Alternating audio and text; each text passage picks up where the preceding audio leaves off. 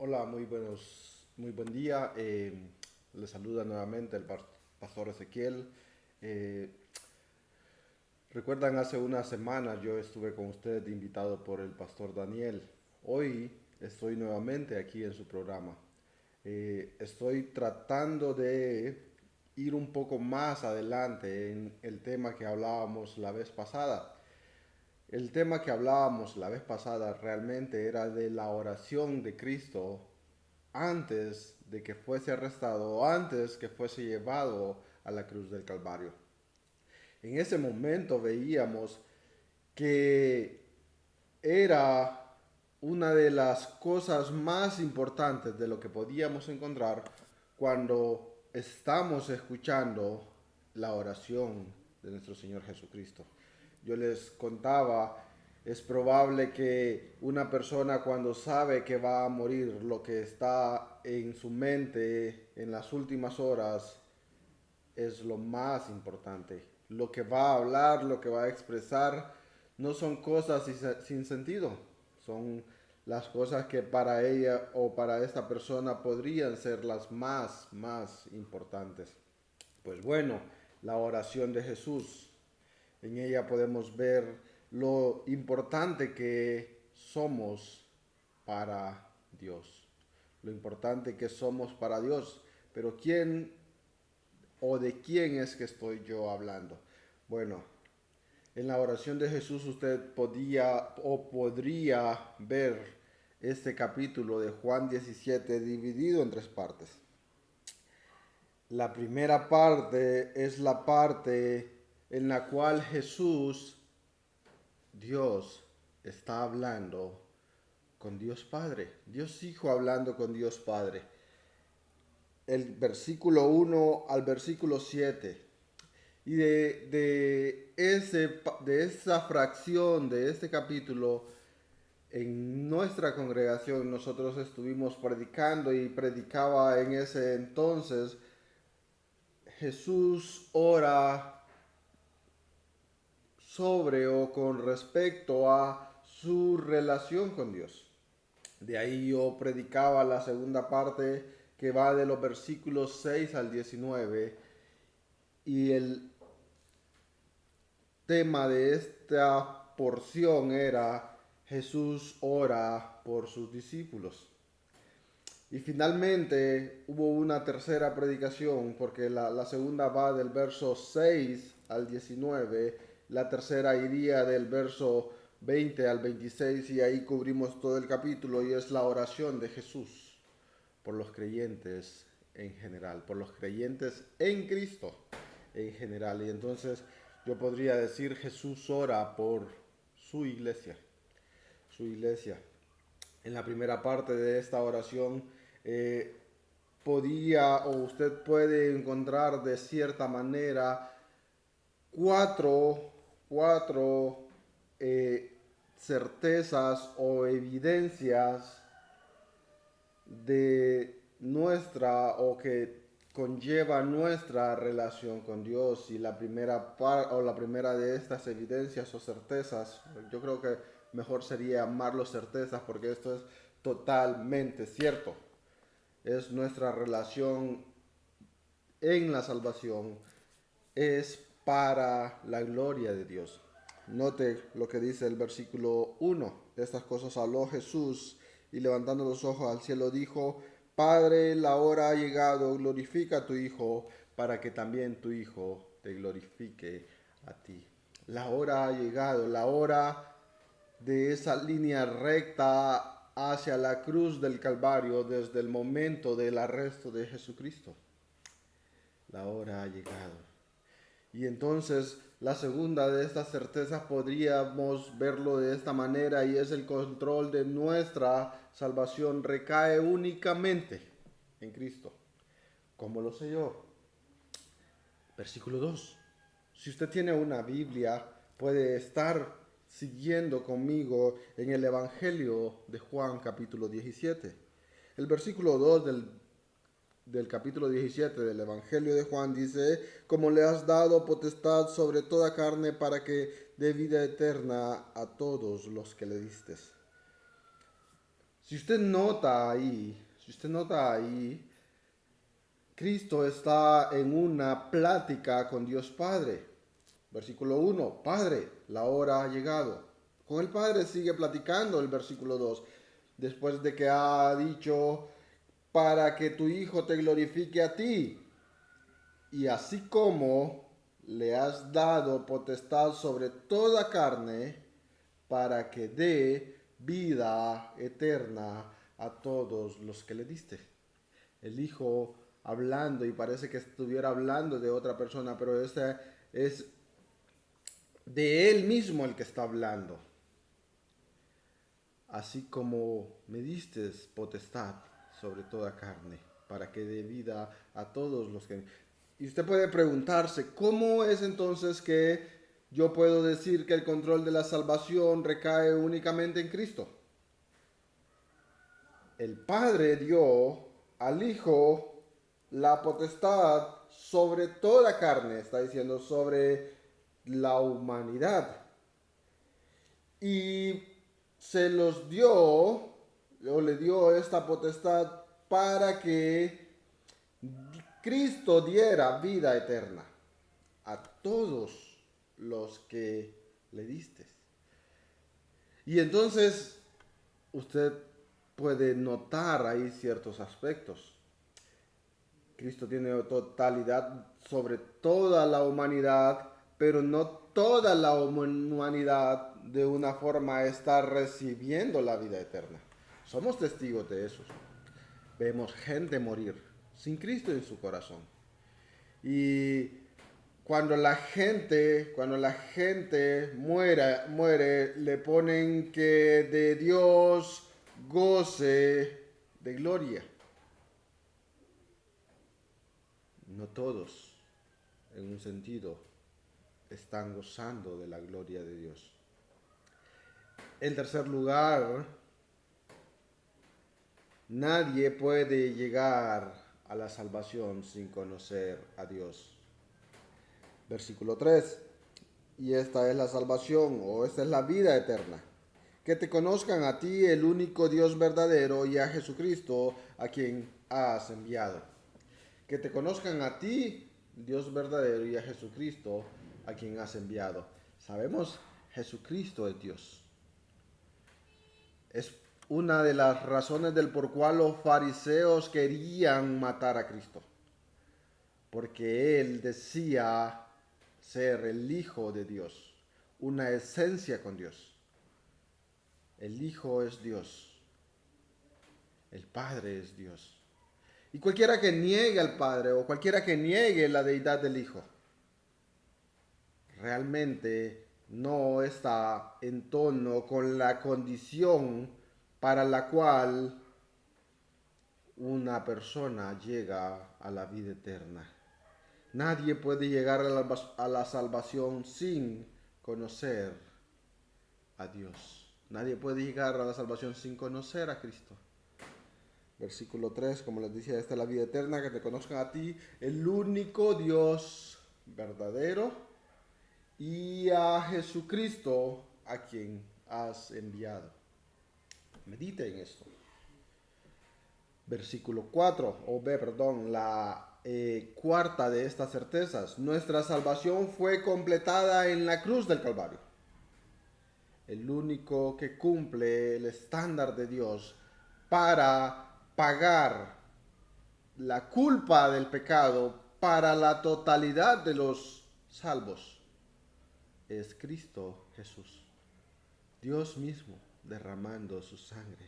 Yo te he glorificado en la tierra, he acabado la obra, dice Cristo, que me diste que hiciese. ¿A qué vino Cristo? Él se humilló a los sumos.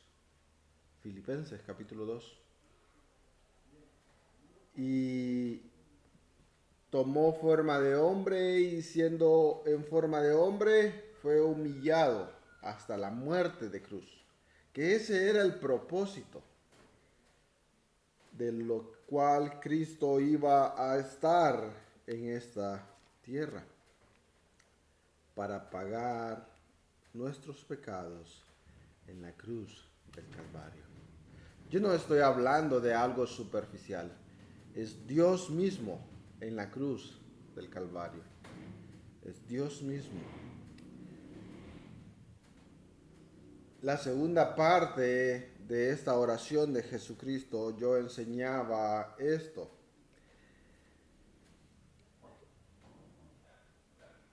Dios nos muestra en esta porción de los versículos 6 al 19, de los versículos 6 al 19, Dios nos muestra tres realidades que se cumplen en un escogido de Dios. Recuerda el contexto de lo cual estamos hablando. Los escogidos de Dios son estos que Dios Padre puso en la mano del Hijo para que el Hijo diese vida eterna. Los salvos. Con el propósito de que avancemos en medio de las adversidades. Dios nos muestra tres realidades que se cumplen en un escogido de Dios.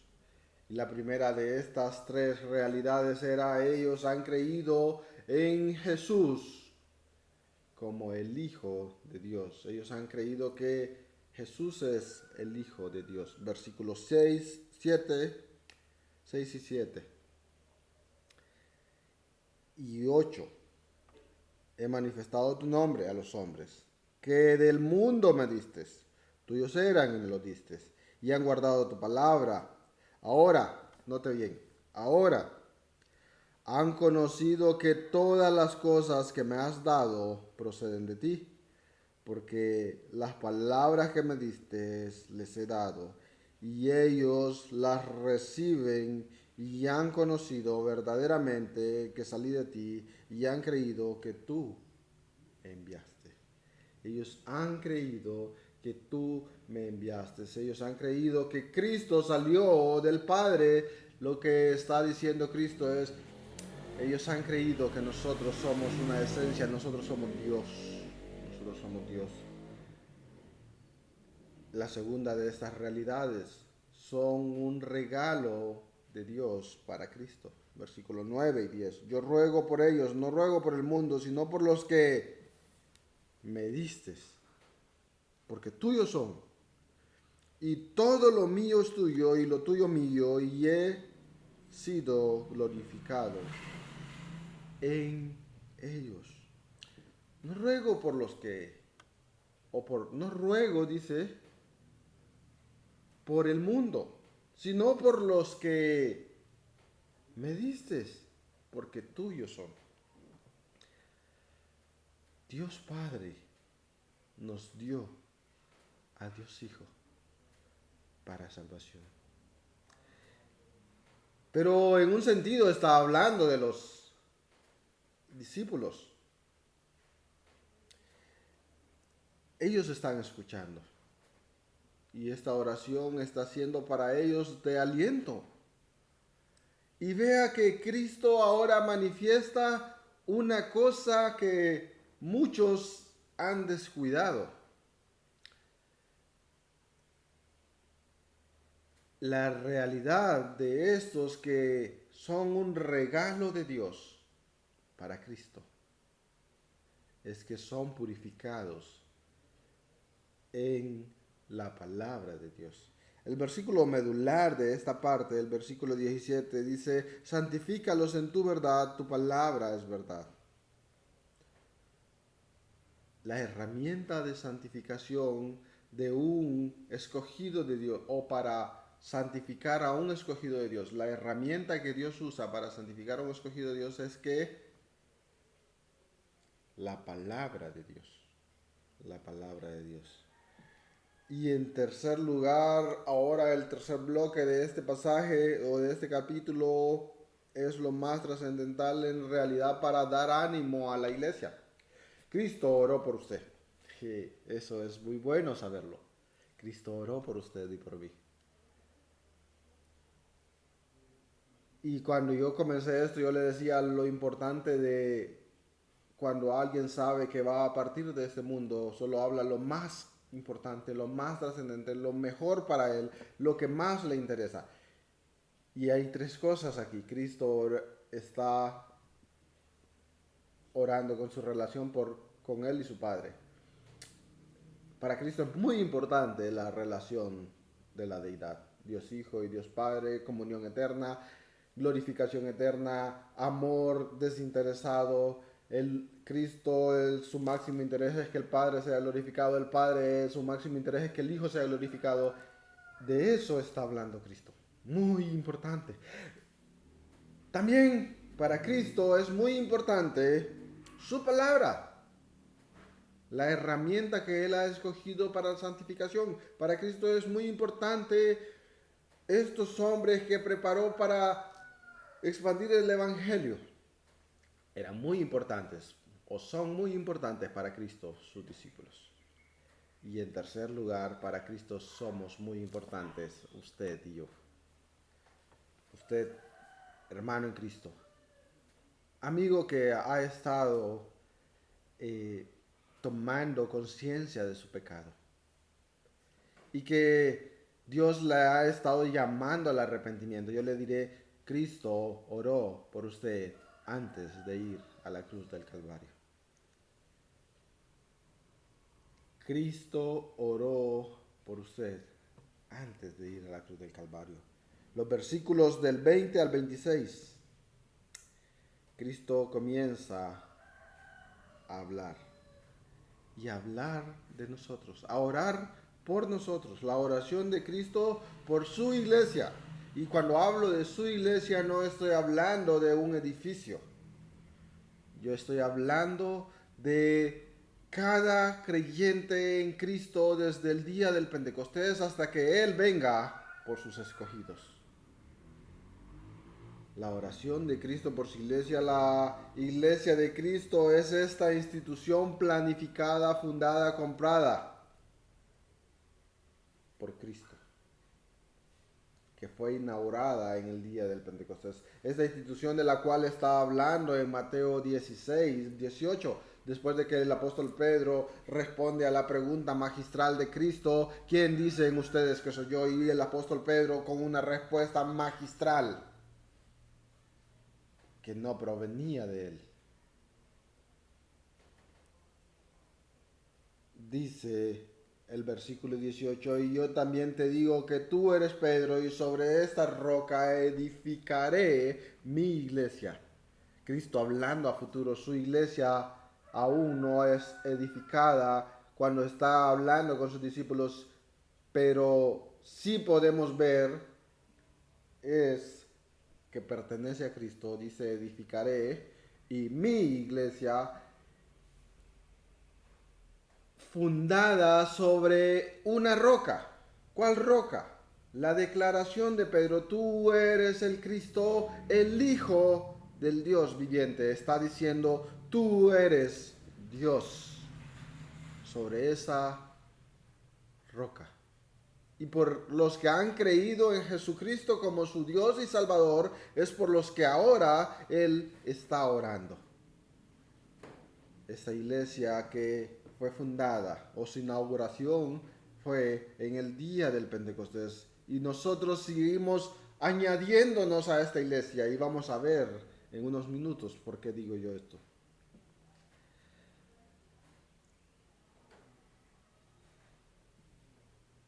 Esta iglesia a la cual el apóstol Pablo está escribiendo en Gálatas 3:28, ya no hay judío ni griego, dice.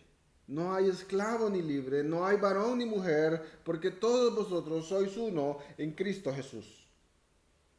Esta institución en la cual estamos en unidad en Cristo. Entonces ahora Cristo ora por su iglesia. Y en esta oración de Cristo por su iglesia nosotros podemos ver otra vez dos cosas reales que debe de estar en la iglesia y debe de ser real en cada creyente, en cada miembro de la iglesia. Y la primera de esas realidades que debe de estar en la iglesia es que, ¿sabe qué? La iglesia debe de estar unida. La iglesia debe de estar unida. Y esa es la oración de Cristo. Versículo 21 del Evangelio de Juan en el capítulo 17. para que todos sean uno, como tú, oh Padre, en mí y yo en ti, que también ellos sean uno y nosotros, para que el mundo crea que tú me enviaste. Esta unidad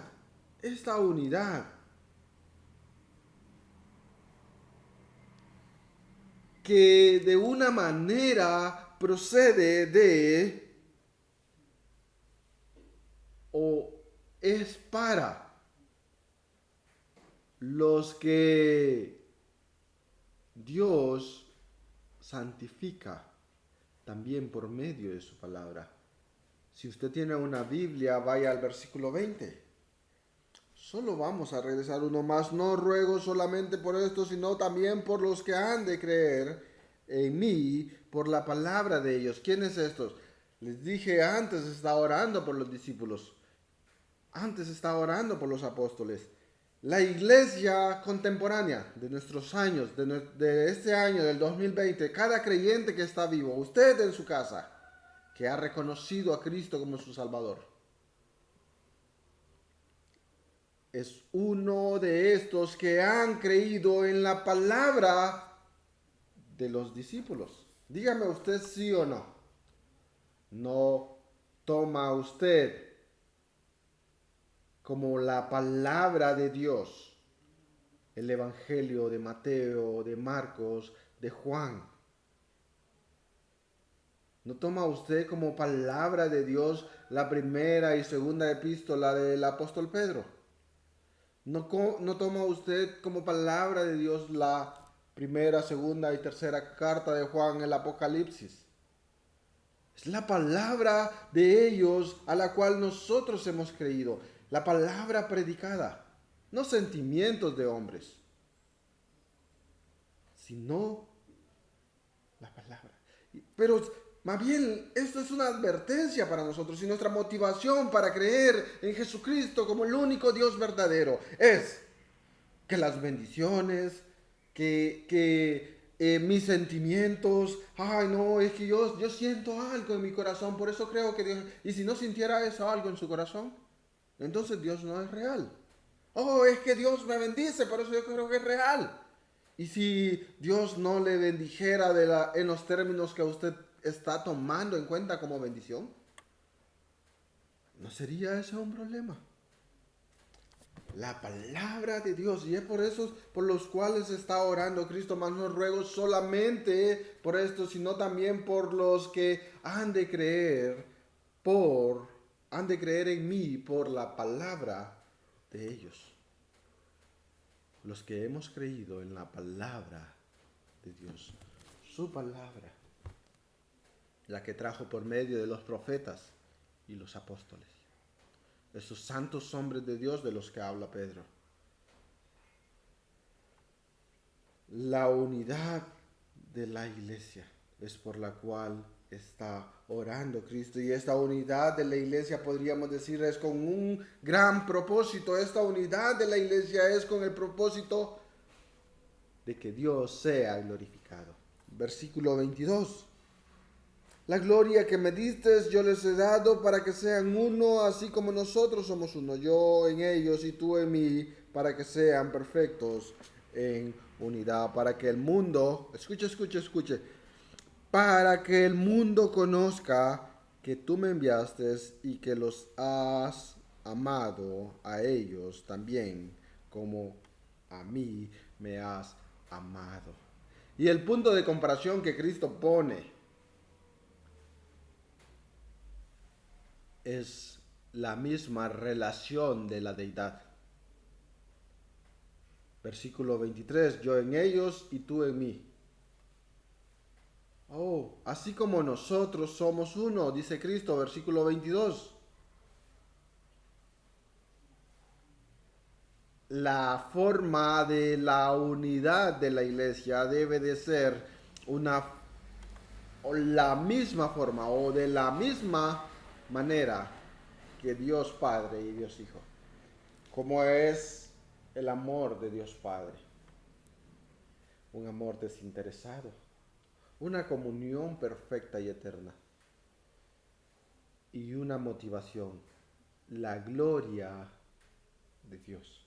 La iglesia tiene de tener entonces un amor desinteresado, una comunión perfecta y eterna y una motivación que por medio de nuestra unidad Dios sea glorificado. Glorificado. Dios sea glorificado. Y en segundo lugar, la iglesia debe de estar motivada.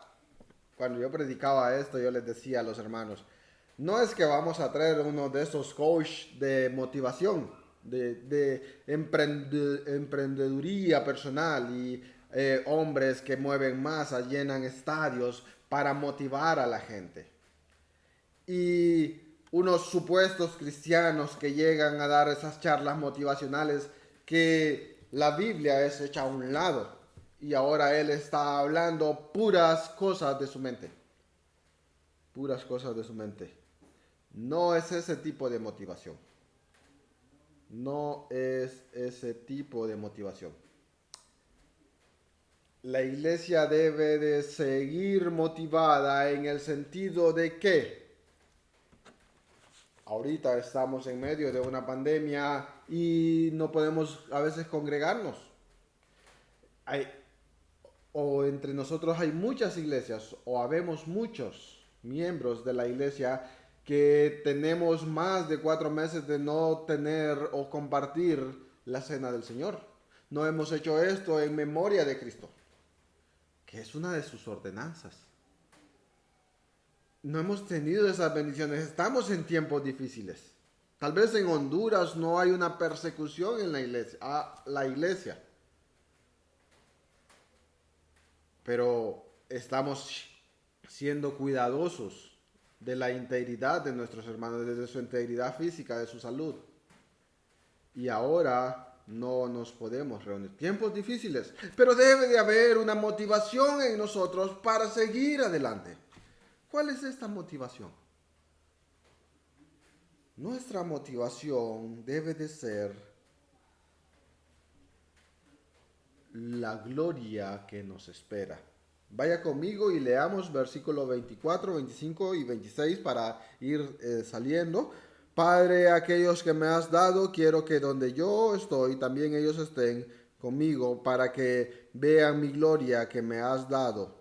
Porque me has amado desde antes de la fundación del mundo. Padre justo, el mundo no te ha conocido, pero yo te he conocido. Y estos han conocido que tú me enviaste. Y les he dado a conocer tu nombre. Y lo daré a conocer aún más para que el amor con que me has amado esté en ellos y yo en ellos. Versículo 25. Padre justo. Padre justo. El mundo no te ha conocido, pero yo te he conocido, y estos han conocido que tú me enviaste. El Padre justo envió al Hijo perfecto, al Cordero perfecto, a pagar por el pecado del mundo. Su justicia imputada en nosotros. Su justicia puesta en nosotros.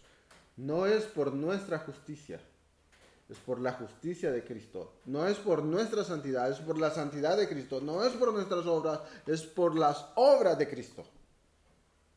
Por la cual podemos decir que esto del versículo 24 se cumplirá seguramente en nosotros, porque no depende de nosotros. Padre, aquellos que me has dado, quiero que donde yo esté, también ellos estén. ¿Dónde? ¿Dónde estaremos con Cristo? Libro de Apocalipsis, en el capítulo 5.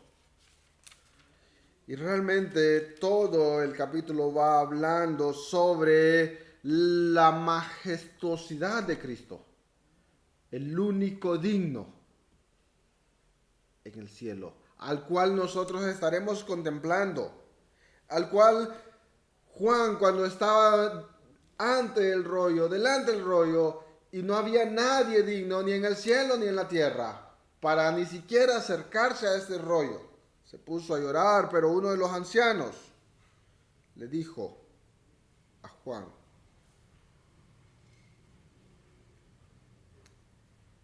no llores, no llores, porque hay uno digno. Y es de ese en el versículo 12 al cual están cantando y decían en gran voz, el cordero que fue inmolado es digno de tomar el poder, las riquezas, la soberanía, la fortaleza, la honra, la gloria y la alabanza, y todo lo creado que está en el cielo y sobre la tierra y debajo de la tierra y en el mar y todas las cosas que en ellos hay. Oí decir al que está sentado en el trono y al Cordero sea alabanza, la honra, la gloria y el poder por los siglos de los siglos. Amén. No dice amén, pero yo digo amén porque así será. Y es Cristo orando para que nosotros estemos allí, en ese lugar, junto a Él.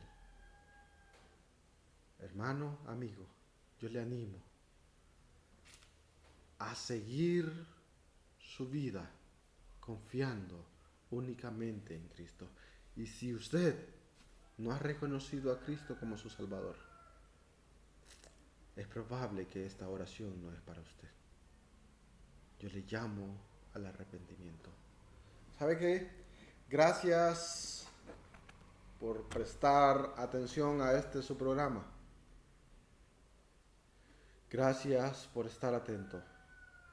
Yo le animo a seguir adelante, a seguir confiando. Si usted no tiene una iglesia en la cual congregarse, en pantalla creo que está el número de teléfono del pastor Daniel. Comuníquese con nosotros. Nosotros queremos estar aquí para ayudarle, para apoyarle, para guiarle. Yo les bendigo en el nombre de Jesús. Sea sus vidas alumbradas por la palabra de Dios. Gracias.